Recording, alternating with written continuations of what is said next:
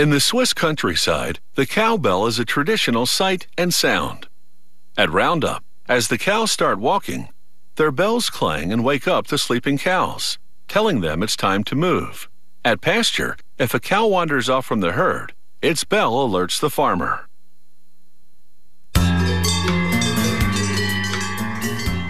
Swiss cowbells also play a ceremonial role.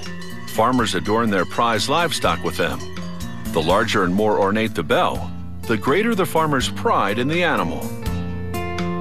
Finer cowbells are made by artisans, like this one in Switzerland. He starts by laying a template on a sheet of steel that's 2 to 3 millimeters thick depending on the type of bell. With a plasma cutter, he cuts 2 pieces. Each will form half the bell.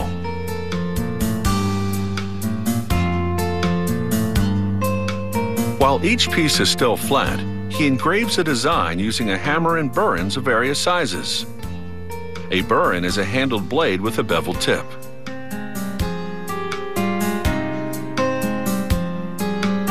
Next, he heats a spot, then stamps his logo and the bell size, according to a Swiss numbering system. Next stop, a gas-fired furnace. The 1800-degree Fahrenheit heat softens the metal, which he then lays in a forging press. The press closes, shaping the piece into half a cowbell. He repeats this process with a second piece to make the other half. Then he refines the shape and thickness using a variety of hammers. Forging each flat sheet into a half bell made lines on the sides. He now welds and then grinds those seams flat.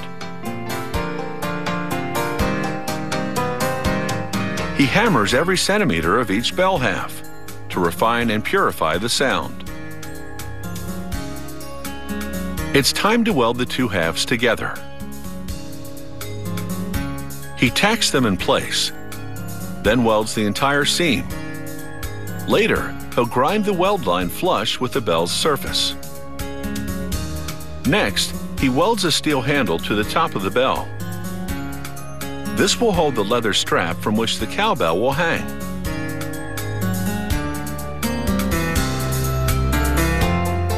Beneath the handle, on the inside, he welds on a V-shaped rod to hold the battle, the swinging hammer that strikes the bell's inner walls. On each side, he pierces 2 holes for rivets, where the bell halves cross over each other. With a torch and a forging tool, he shapes each top rivet until it's nice and round. Then he hammers each bottom rivet flat to make them unnoticeable.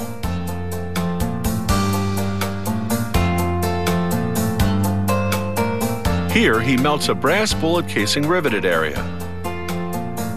That white powder is borax, a mineral that helps the soldering process. Adding this little bit of brass solidifies the fold and improves the bell's sound quality. The cowbell's construction is now complete. However, all that forging and welding has left dark spots on the steel. So the bell now goes for a 15-hour bath in hydrochloric acid. This cleaning makes the bell even-toned and shiny. A thorough washing removes the acid residue.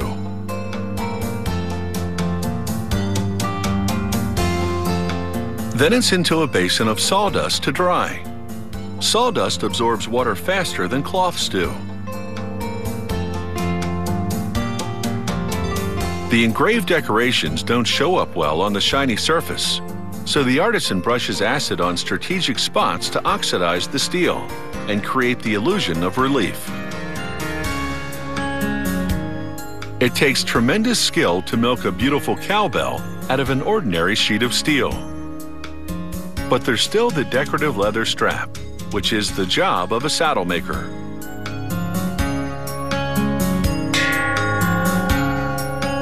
Some bells are simple, others elaborately decorated with baked-on enamel colors.